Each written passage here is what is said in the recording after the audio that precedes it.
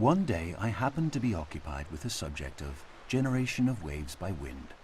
I took down the standard treatise on hydrodynamics, and under that heading I read, if the external forces P prime sub yy, P prime sub xy be given multiples of e to the ikx plus at, where k and a are prescribed, the equations in question determine a and c, and thence, by 9, the value of eta. And so on for 2 pages. At the end, it is made clear that a wind of less than half a mile an hour will leave the surface unruffled. At a mile an hour, the surface is covered with minute corrugations due to capillary waves which decay immediately if the disturbing cause ceases. At 2 miles an hour, the gravity waves appear. As the author modestly concludes, our theoretical investigations give considerable insight into the incipient stages of wave formation. On another occasion, the same subject of generation of waves by wind was in my mind, but this time another book was more appropriate, and I read, "There are waters blown by changing winds to laughter, and lit by the rich skies all day, and after, frost, with a gesture, stays the waves that dance and wandering loveliness. He leaves a white, unbroken glory, a gathered radiance, a width, a shining peace under the night." The magic words bring back the scene. Again, we feel nature drawing close to us, uniting with us, till we are filled with the gladness of the waves dancing in the sunshine, with the awe of the moonlight on the frozen lake. These were not moments when we fell below ourselves. We did not look back on them and say, "It was disgraceful for a man with 6 sober senses and a scientific understanding to let himself be deluded in that way. I will take Lamb's hydrodynamics with me next time." It is good that there should be such moments for us. Life would be stunted and narrow if we could feel no significance in the world around us beyond that which can be weighed and measured with the tools of the physicist, or described by the metrical symbols of the mathematician. Of course, it was an illusion. We can easily expose the rather clumsy trick that was played on us. Ethereal vibrations of various wavelengths, reflected at different angles from the disturbed interface between air and water, reached our eyes, and by photoelectric action caused appropriate stimuli to travel along the optic nerves to a brain center. Here, the mind set to work to weave an impression out of the stimuli. The incoming material was somewhat meager, but the mind is a great storehouse of associations that could be used to clothe the skeleton. Having woven an impression, the mind surveyed all that it had made and decided that it was very good. The critical faculty was lulled.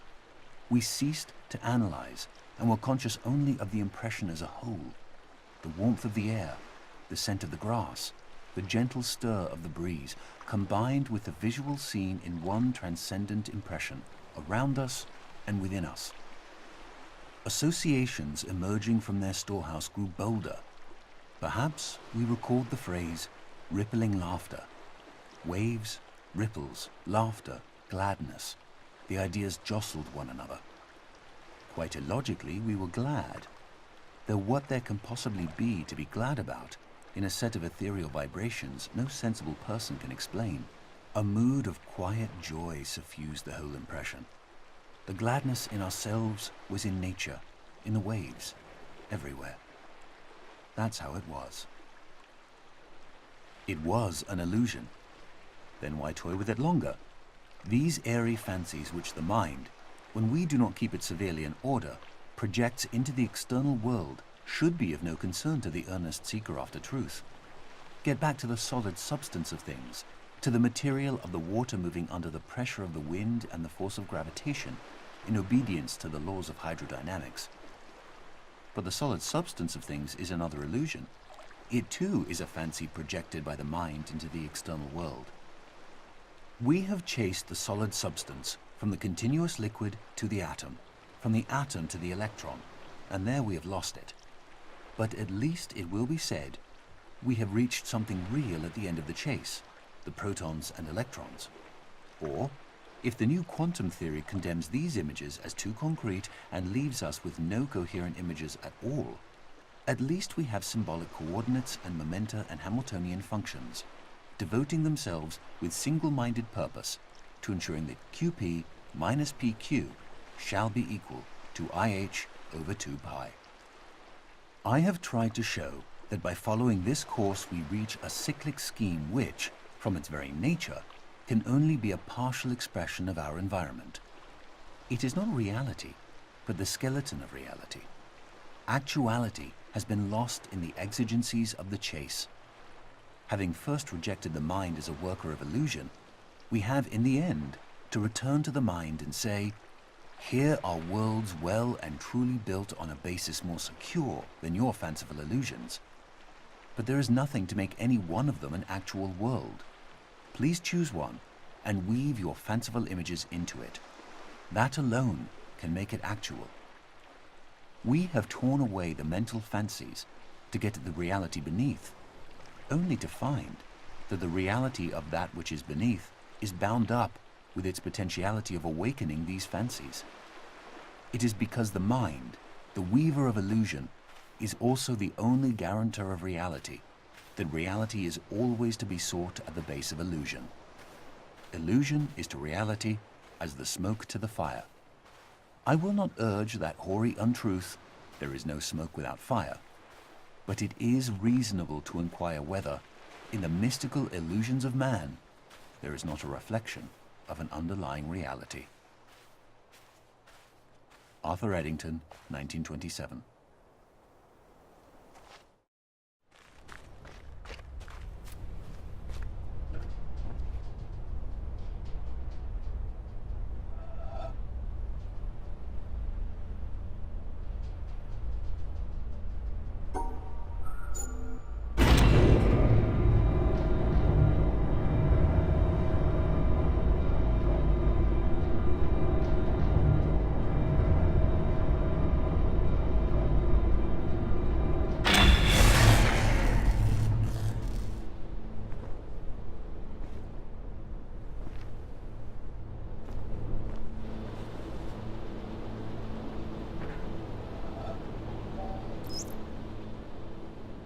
As scientists, we realize that color is merely a question of the wavelengths of ethereal vibrations. But that does not seem to have dispelled the feeling that eyes which reflect light near wavelength 4800 are a subject for rhapsody, whilst those which reflect wavelength 5300 are left unsung. We have not yet reached the practice of the Laputans who, if they would, for example, praise the beauty of a woman or any other animal, they describe it by rhombs, circles, parallelograms, ellipses, and other geometrical terms.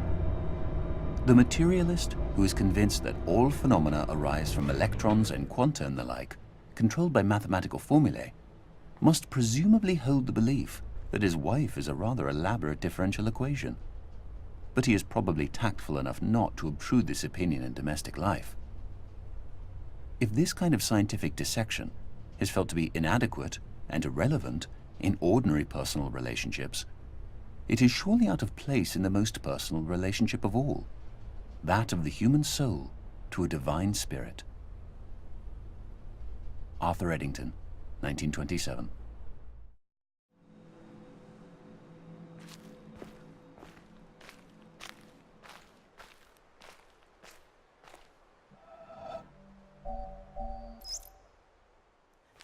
In the traditional view, a person is free. He is autonomous in the sense that his behavior is uncaused. That view, together with its associated practices, must be re-examined when a scientific analysis reveals unexpected controlling relations between behavior and environment. By questioning the control exercised by autonomous man and demonstrating the control exercised by the environment, a science of behavior also seems to question dignity or worth. A person is responsible for his behavior, not only in the sense that he may be justly blamed or punished when he behaves badly, but also in the sense that he is to be given credit and admired for his achievements. A scientific analysis shifts the credit as well as the blame to the environment, and traditional practices can then no longer be justified. These are sweeping changes, and those who are committed to traditional theories and practices naturally resist them. As the emphasis shifts to the environment, the individual seems to be exposed to a new kind of danger. Who is to construct the controlling environment, and to what end? Autonomous man presumably controls himself in accordance with a built-in set of values. He works for what he finds good. But what will the putative controller find good? And will it be good for those he controls? Answers to questions of this sort are said, of course, to call for value judgments. B.F. Skinner, 1971.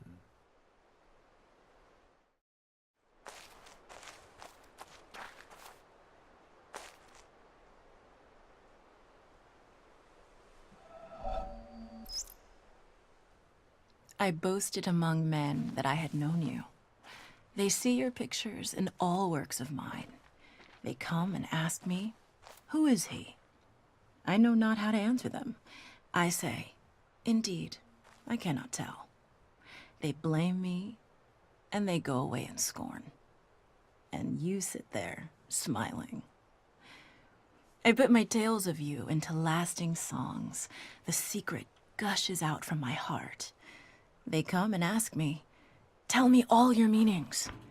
I know not how to answer them. I say, ah, who knows what they mean?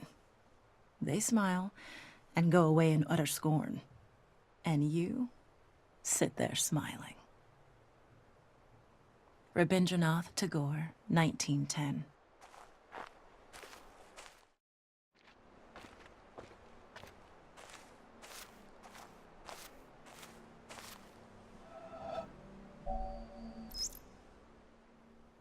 Our hangnails are incredibly real to us.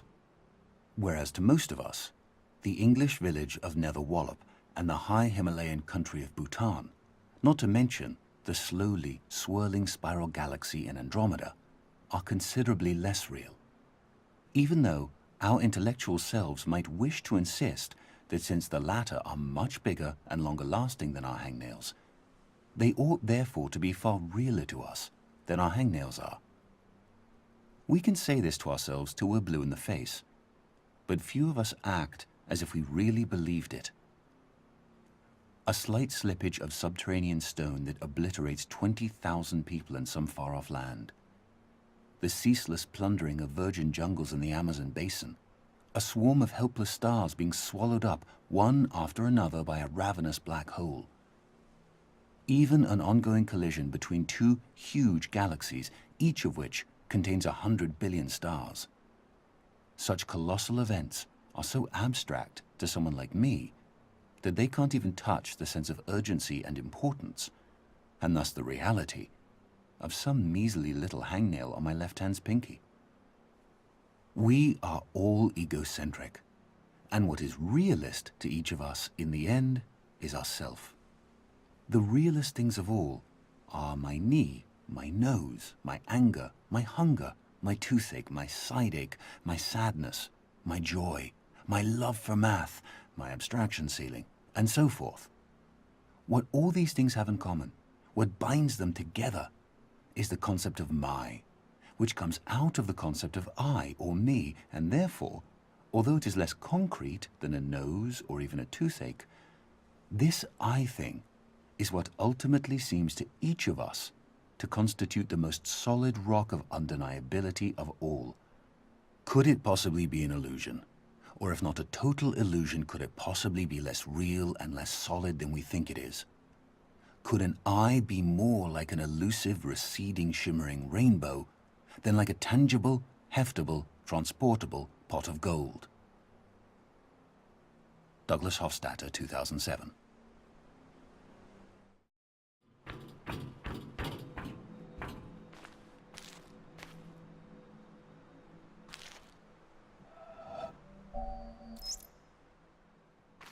If a man, holding a belief which he was taught in childhood or persuaded of afterwards, keeps down and pushes away any doubts which arise about it in his mind, purposely avoids the reading of books and the company of men that call into question or discuss it, and regards as impious those questions which cannot easily be asked without disturbing it, the life of that man is one long sin against mankind.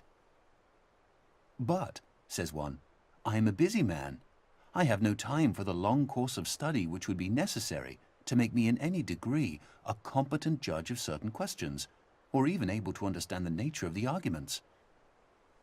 Then he should have no time to believe. William K. Clifford, 1874.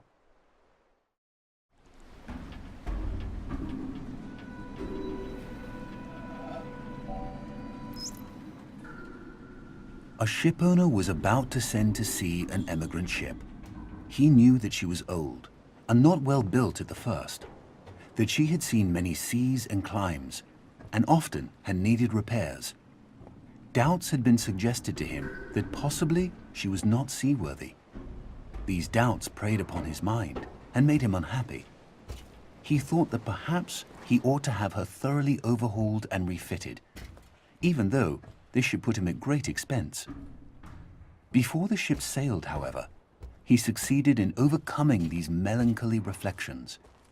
He said to himself that she had gone safely through so many voyages and weathered so many storms that it was idle to suppose she would not come safely home from this trip also.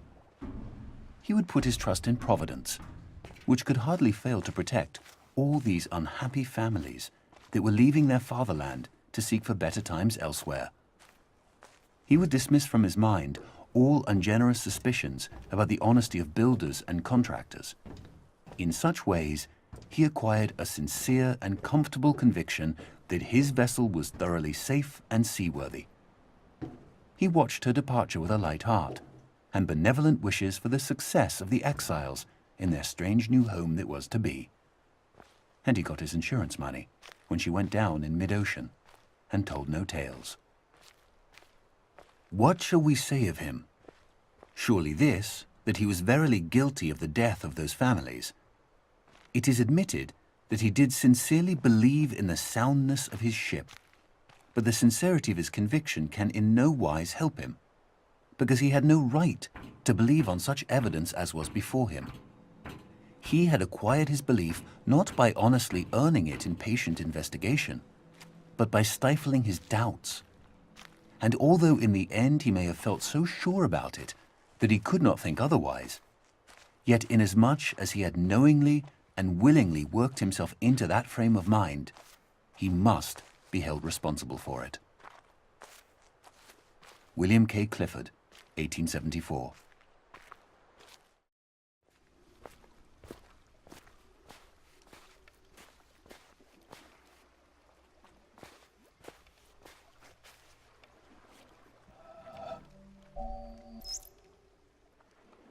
These hearts were woven of human joys and cares, washed marvelously with sorrow, swift to mirth. The years had given them kindness. Dawn was theirs, and sunset, and the colors of the earth. These had seen movement and heard music, known slumber and waking, loved, gone proudly friended, felt the quick stir of wonder, sat alone, touched flowers and furs and cheeks. All this is ended. There are waters blown by changing winds to laughter, and lit by the rich skies all day, and after, frost, with a gesture, stays the waves that dance and wandering loveliness. He leaves a white, unbroken glory, a gathered radiance, a width, a shining peace under the night. Rupert Brooke, 1914.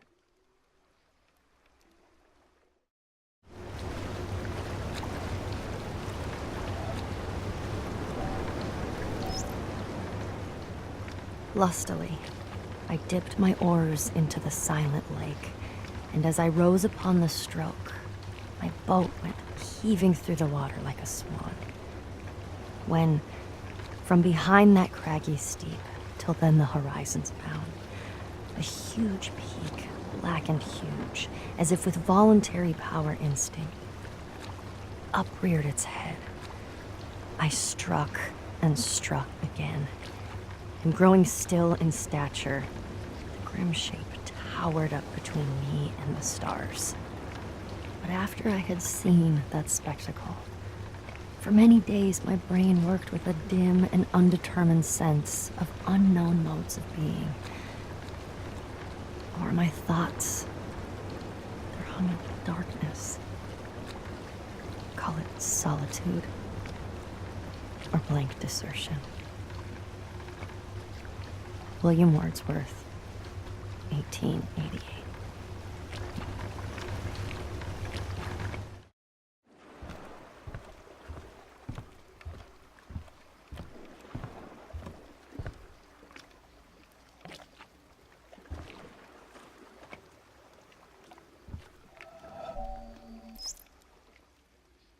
God bade me behold the sea, and I saw the ships sinking and the planks floating. Then the planks too were submerged.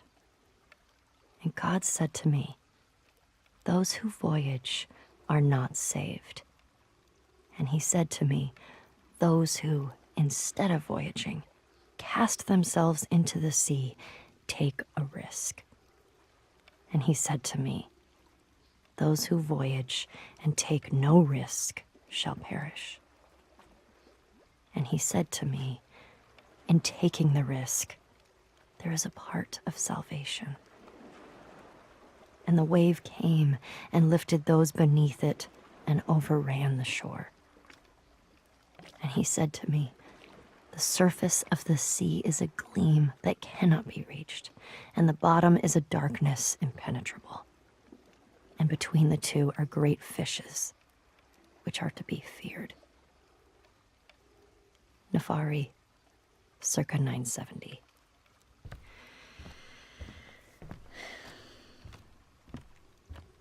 What?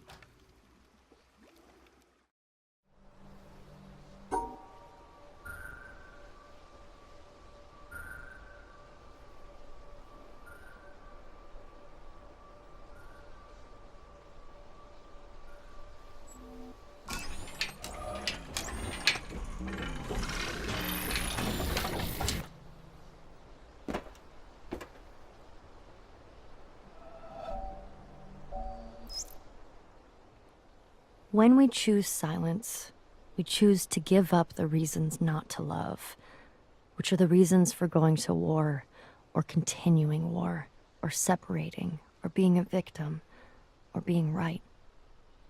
In a moment of silence, in a moment of no thought, no mind, we choose to give those up.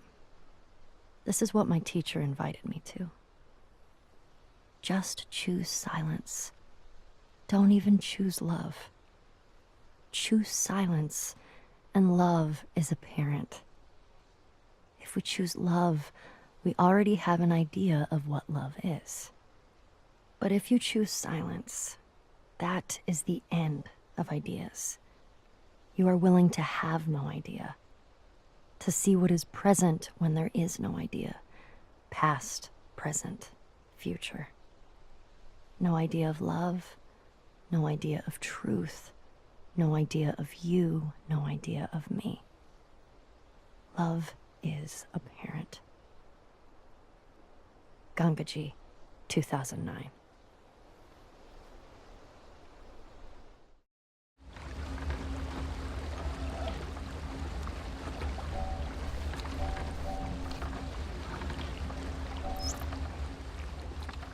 We have two kinds of knowledge which I call symbolic and intimate. I do not know whether it would be correct to say that reasoning is only applicable to symbolic knowledge, but the more customary forms of reasoning have been developed for symbolic knowledge only. The intimate knowledge will not submit to codification and analysis, or rather, when we attempt to analyze it, the intimacy is lost and replaced by symbolism. For an illustration, let us consider humor. I suppose that humor can be analyzed to some extent and the essential ingredients of the different kinds of wit classified. Suppose that we are offered an alleged joke. We subject it to scientific analysis as we would a chemical salt of doubtful nature, and perhaps after careful consideration, we are able to confirm that it really and truly is a joke. Logically, I suppose, our next procedure would be to laugh. But it may certainly be predicted that as the result of this scrutiny, we shall have lost all inclination we ever had to laugh at it. It simply does not do to expose the workings of a joke. The classification concerns a symbolic knowledge of humor, which preserves all the characteristics of a joke except its laughableness. The real appreciation must come spontaneously, not introspectively. I think this is a not unfair analogy for our mystical feeling for nature, and I would venture even to apply it to our mystical experience of God. There are some to whom the sense of a divine presence irradiating the soul is one of the most obvious things of experience. In their view, a man without this sense is to be regarded as we regard a man without a sense of humor. The absence as a kind of mental deficiency. We may try to analyze the experience as we analyze humor and construct a theology, or it may be an atheistic philosophy. Let us not forget that the theology is symbolic knowledge, whereas the experience is intimate knowledge. And as laughter cannot be compelled by the scientific exposition of the structure of a joke, so a philosophic discussion of the attributes of God, or an impersonal substitute, is likely to miss the intimate response of the spirit, which is the central point of the religious experience. Arthur Eddington, 1927.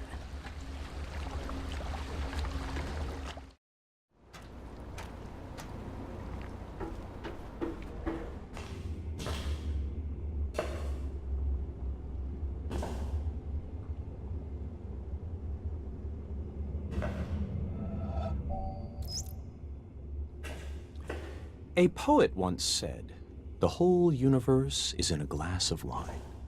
We will probably never know in what sense he meant that, for poets do not write to be understood. But it is true that if we look at a glass of wine closely enough, we see the entire universe. There are the things of physics, the twisting liquid which evaporates depending on the wind and weather, the reflections in the glass, and our imagination adds the atoms.